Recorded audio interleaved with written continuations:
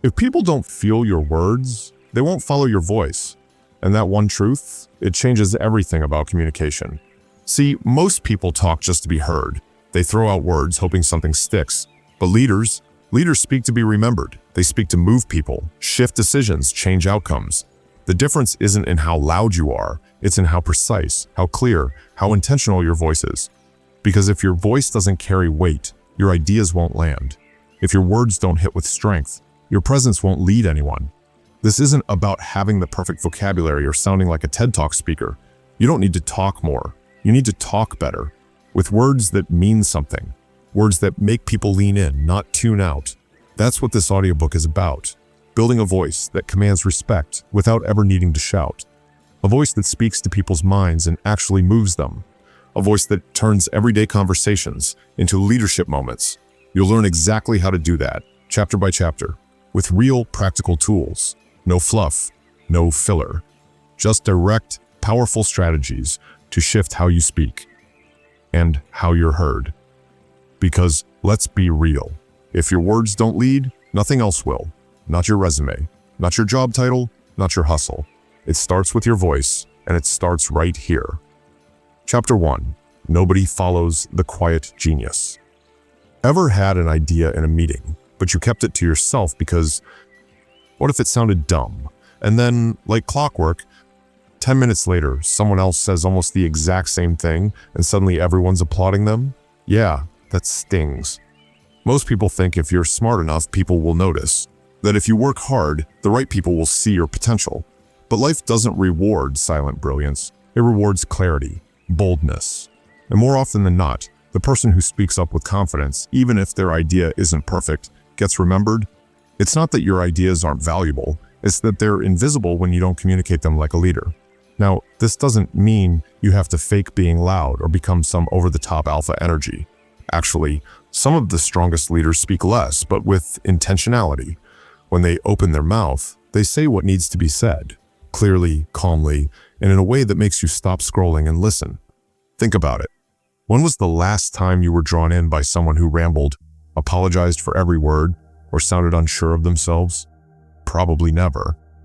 And yet, most of us do exactly that. We soften our opinions with, "I'm not sure, but," or "this might be stupid, but," as if we're apologizing for existing. Here's a tough truth. If you sound like you don't believe in what you're saying, no one else will either. One of the simplest ways to shift into leadership energy is to start owning your language. Instead of saying, "I think we could maybe try this idea," say, "Here's what I propose." Just that shift in tone tells people you thought this through, that you're grounded in your idea, that you're not afraid to take up space. It's not arrogance, it's leadership posture. And yeah, it's uncomfortable at first, especially if you've been taught to stay in the background, be humble, or not rock the boat. But the reality is, your voice can't lead if it's constantly trying not to offend. Leadership isn't about pleasing everyone. It's about being clear, respectful, and firm. And people feel that. They might not always agree with you, but they'll respect the way you show up. Here's a quick story. A few years ago, I worked with a guy named Adam. Super sharp, always had great ideas, but you barely hear him in meetings. One day, I asked him, "Dude, why don't you speak up more?" He goes, "I don't want to come off as cocky." I told him, "Man, confidence isn't cocky. It's clarity without apology." A few weeks later, he started changing the way he spoke. Short sentences, more conviction, no more trailing off. Guess what? People started listening. He didn't become louder, he became clearer, and that changed everything. So here's your takeaway. You don't need to be the smartest in the room. You need to be the one who owns your voice. Speak like what you say matters, because it does. And if you don't, someone else will speak louder and take the lead that could have been yours. In the next chapter, we'll talk about something most leaders get wrong, why sounding smart often backfires, and what to say instead to actually get people to listen. Chapter 2. Stop sounding smart. Ever notice how some people try really hard to sound impressive, and it totally backfires? You're sitting in a meeting or on a Zoom call, and someone starts throwing around $10 words like synergistic integration or organizational paradigms, and you're just sitting there like, "Dude, just say what you mean. It's not a TED Talk, it's Tuesday." Here's the thing. Most of us were taught that in order to be taken seriously, we have to sound polished, professional, smart. And while clarity does matter, overcomplicating your words doesn't make you sound intelligent. It makes you sound insecure, like you're hiding behind your vocabulary because you're not confident in your ideas. True leadership communication is not about sounding smart. It's about being understood. Let me ask you this. Have you ever walked away from a conversation with someone and thought, I have no idea what they just said, but it sounded good? Yeah, not leadership. That's noise. And noise doesn't move people. Clarity does. Think about some of the most impactful speeches in history. They weren't loaded with jargon or overly academic language. They were simple, emotional, and human. That's what made them stick. People follow leaders they can understand, not ones they have to decode. Now, I'm not saying you should dumb yourself down, that's not it. What I am saying is, speak like you actually care whether the other person gets you. Speak like you're in service of connection, not just performance. A good leader can explain a complex idea in a simple way. A bad one makes a simple idea sound complicated. One of my mentors used to say, if you can't explain it to a 12-year-old, you don't understand it well enough. That stuck with me, because leadership is about more than what you know. It's about how well you can make others understand it.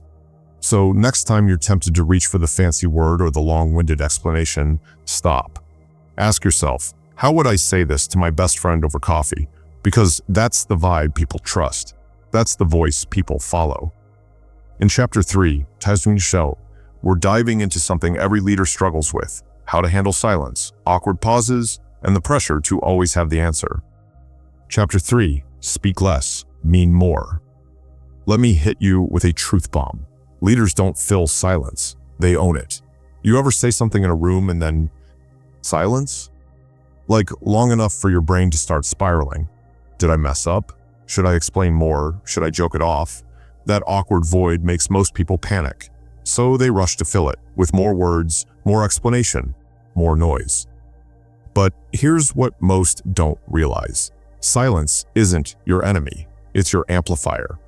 Great leaders don't ramble to fill space. They pause. They let their words land. They're comfortable with stillness because they know confidence lives there. When someone speaks with conviction and then allows a pause, people lean in. Watch a powerful speaker sometime. They'll say something important and then just stop. Not because they forgot what to say, but because they're letting you absorb it. They're saying, I meant that. I don't need to rush. It's like music. The notes matter, but so do the rest. But most of us feel pressure to always have an answer ready, to never let a conversation lag. We think silence equals weakness. So we fill the air with filler. Yeah, so like I was saying, maybe kinda, I think. And suddenly our leadership energy, gone. When you speak too much, people stop listening. When you speak with intention, people start remembering. This doesn't mean be cold or robotic. It means learning to be comfortable with your own presence, trusting that you don't have to prove your authority with constant noise. Sometimes the strongest thing you can say is nothing at all. Here's something that helped me. When you're done making your point, just stop talking. Don't explain it 3 more times. Don't trail off with a nervous laugh. Just let it hang. It's uncomfortable at first, but over time, people start leaning in when you speak because they know you don't waste words. You mean what you say.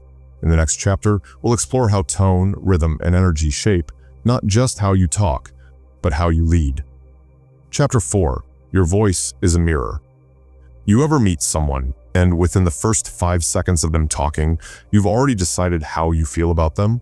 It's wild, right? But it's not just what they say, it's how they say it. Your voice carries more than words. It carries your energy, your confidence, your mindset. And here's the crazy part. People believe your tone more than your message. You can say all the right words, but if your voice sounds unsure, hesitant, or passive, people won't buy in. It's like saying, I'm confident, while your tone whispers, please don't challenge me. Tone is the vibe beneath your words. It's the thing that makes people trust you. Or not. That little lift at the end of a sentence that turns a statement into a question? Yeah, people notice that, and they read it as uncertainty, even if you know your stuff. And energy? Oh man, that's contagious. Ever try to follow a leader who sounds like they just woke up from a nap? No spark, no rhythm. Just monotone instructions and blank stares. That doesn't inspire action, it inspires boredom. Great communicators use their voice like an instrument. They know when to slow down, when to pick up, when to hit that low, grounded tone that says, "This matters," and when to add just enough spark to say, "Follow me." Now, you don't have to be some motivational speaker to do this. You don't need a perfect radio voice. You just need awareness. How do you sound when you care, when you're lit up about something? That's the voice people want to follow. Record yourself sometime, seriously, not for perfection, but for pattern. Do you rush? Do you mumble? Do you sound like you believe in what you're saying? Because your voice will tell you what your face doesn't. And here's a tip. If you want to instantly sound more grounded, breathe. Like, really take a full breath before you speak. Most people breathe from the chest, shallow, tight, rushed. Leaders breathe from the gut, deep, steady, calm. It slows your words and strengthens your presence. Your voice is more than sound. It's a mirror. It reflects how you see yourself and invites others to see you the same way. In the next chapter, we'll talk about one of the most misunderstood tools of leadership talk, storytelling. Not cheesy TED-style monologues, but how to use your real life to connect, lead, and inspire. Chapter 5. Lead with a story. Let's be real. Facts are forgettable. Charts? May. But a good story, that sticks. You don't remember every number your boss throws out in a meeting, but you remember the story your friend told about bombing their first job interview. You remember how it felt, the awkwardness, the humor, the lesson. That's because stories are how humans make meaning. It's how we connect, and it's how leaders cut through noise and reach people's hearts. But here's the thing, most people get wrong. They think a story has to be some epic, life-changing moment. Nope. The best leadership stories are the real ones, the small stuff, the screw-ups, the wins that almost didn't happen, the things that make people say, "Damn, same." Leadership isn't about being perfect. It's about being relatable and real, and stories do that better than anything else. Let me give you an example. A few years ago, I had to give this presentation to a room full of executives. I was nervous, sweating through my shirt, and halfway through my pitch, I accidentally unplugged the projector with my foot. Total silence. Everyone staring. Old me would have panicked. But instead, I laughed and said, "Guess I literally pulled the plug on that idea." The room cracked up. And weirdly, that moment, the failure, was what made them listen harder afterward.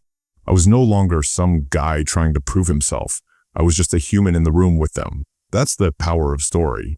When you share something real, especially something vulnerable, it sends a signal. You can trust me. I'm not here to perform. I'm here to connect. And connection is the soil leadership grows in. So next time you're trying to lead a conversation, don't just throw out instructions or facts. Tell them where it came from, why it matters. Share a moment that shows, not just tells. People don't want lectures, they want resonance. And here's the beautiful thing. You already have stories. You just have to be willing to use them. The awkward ones, the funny ones, the failures, the moments you learned something the hard way. Those are your most powerful tools. In the next chapter, we're going to break down how to navigate pushback, because no matter how good you are at speaking like a leader, there will be people who challenge you. And how you respond, that's what separates the real leaders from the wannabes. Chapter 6. Handle pushback like a pro. Here's the uncomfortable truth no one wants to talk about. The moment you start leading, someone's going to push back. It's not a maybe, it's a guarantee. It could be a snarky comment in a meeting, a passive-aggressive email, or that one person who always says, "I don't think that's going to work." And boom, your heart races, your palms get sweaty, and part of you wants to either shut down or come out swinging. But this is where leadership gets real. See, most people hear pushback and immediately take it personal. They think, they don't respect me, I must be doing something wrong. But leaders that hear pushback and think, okay, here's a chance to show how I respond under pressure. One of my old coworkers used to challenge me on everything, like clockwork. Every time I presented an idea, he'd raise his hand and say, "Well, have you thought about..." And I'd feel that flash of irritation. I wanted to fire back. But one day, I paused and said, "Good point. Tell me more." And the whole energy shifted, because instead of defending myself, I invited the tension in. That's what real leaders do. They respond, not react. Here's the magic move. Don't try to win. Try to understand. Even if someone's delivery is rough, their disagreement might hold value. When people feel heard, they stop fighting. And ironically, when you don't try to dominate the moment, you gain respect. You don't have to be the loudest voice in the room. You have to be the clearest, the most grounded, the one who doesn't flinch when challenged. Remember, being challenged isn't a sign you're weak. It's a sign you're stepping into something bigger. Leadership isn't about avoiding tension. It's about holding it with calm. In the next chapter, we'll talk about the silent killer of leadership presence, apologizing when you didn't do anything wrong. Yeah, we've all done it, but it's time to stop. Chapter 7, Stop Saying Sorry. Quick question. How many times did you say sorry today and actually mean it? Sorry, can I ask something? Sorry, just one more thing. Sorry if this is a dumb question. Sound familiar? Yeah, it's a thing, especially for people who care, who are polite, who don't want to seem bossy or rude. But here's the truth. Over-apologizing kills your leadership energy. You're not sorry for speaking. You're not sorry for existing in the room. So why are you leading with an apology? When you say sorry for no reason, what people hear is, I don't fully believe I deserve to be here. It's subtle, it's subconscious. But it matters, because confidence isn't just about how you feel. It's about how you carry yourself, and the words you use frame that. Think about the difference between, sorry, can I add something? Versus, I'd like to add something here. One sounds hesitant. The other sounds like a leader stepping in. Same message, totally different impact. I used to do this all the time. Emails that started with, sorry for the delay when I wasn't even late, or meetings where I'd say, sorry if that doesn't make sense. Before anyone had a chance to ask. It became a habit, one I didn't notice until someone pointed it out. And when I stopped, everything shifted. People started listening more. I wasn't shrinking into my words. I was owning them. Now, don't get me wrong, unapologizing when you've actually messed up, that's leadership. That takes guts. But saying sorry just to smooth over your own confidence gap, that's not helping anyone. So here's a simple challenge. For one day, notice every time you say sorry. Write it down, most of them. You don't need. Replace them with clarity, with ownership, with presence, because you're not a guest in the room. You're a voice that matters. Up next, we're diving into a power move every great communicator uses, but few people talk about. Humor. Not the stand-up comedy kind, but the human kind. The kind that breaks tension, builds trust, and makes leadership actually feel good. Chapter 8. Laugh, then lead. Here's a question nobody asks in leadership trainings. Why is everyone so serious? I mean, seriously. Some folks think if you crack a smile or make a joke, your credibility drops. Like people won't take you seriously unless you walk around looking like you lost your wallet. But here's the truth. Humor is leadership magic. It disarms tension. It humanizes you. It creates instant connection. And more importantly, it shows you're confident enough not to take yourself too seriously. Ever worked with someone who had that chill, grounded vibe, someone who could make the whole room laugh, even in a stressful moment? That's not just charm. That's emotional intelligence in action. Humor, when used well, says, I'm present, I'm comfortable, and I'm here with you, not above you. It turns authority into approachability. It makes people want to follow you, not because they're told to, but because they trust you. And no, you don't need to be the office comedian. You don't need to write punchlines or force laughter. You just need to be yourself with a little more warmth. That moment when you forget your line and laugh it off, that's leadership. That awkward Zoom silence that you break with a self-aware comment, also leadership. I once bombed a talk in front of a small team. My slides glitched. I lost my place. And instead of powering through like a robot, I stopped and said, well, this is going in the highlighter reel. People laughed. The room relaxed. And from that moment on, they actually started the listening. Humor opens the door for connection. And once that door is open, leadership can walk through. So let go of the idea that being taken seriously means being intense all the time. Lighten up. Let people breathe around you. Because the best leaders don't just talk. They relate. And that brings us to the final piece of this journey. Conclusion. Let's take a step back for a second. Think about the people who've impacted you the most. Not just impressed you, but moved you. Made you feel something. Shifted how you saw yourself. Chances are they didn't use perfect grammar or talk like they were reading off a script. They spoke with presence, with purpose, with a voice that felt real. That's what leadership communication is really about. It's not about sounding smart. It's not about dominating the room. It's about showing up as someone worth listening to, someone who's done the work, someone who invites trust, not through volume, but through truth. You've learned a lot in this journey. You learned that leadership starts with listening, not just hearing words, but understanding emotion, that your voice carries your energy, and people feel your confidence before they hear your message. That storytelling isn't about entertaining. It's about connecting through real human experience. That pushback isn't a threat. It's an invitation to lead with calm. That saying, "sorry too much," silently shrinks your presence. That humor isn't a weakness. It's a leadership superpower. And most importantly, you learned that talking like a leader isn't about changing who you are. It's about bringing more of who you are into the conversation. Leadership isn't a job title. It's a way of showing up. And your words, when backed by truth, clarity, and heart, can change the room, the team, the moment, even someone's life. So the next time you speak, whether it's in a meeting over coffee or to a group of 500, ask yourself, am I trying to impress or to connect? Am I performing or leading? Because the world doesn't need more noise. It needs more voices with something real to say. And yours is ready. If this resonated with you and you're ready to dive even deeper into powerful communication, check out our next video, The Hidden Habits of Unforgettable Leaders. You don't want to miss it. Take a breath, speak with heart, and lead the room every time.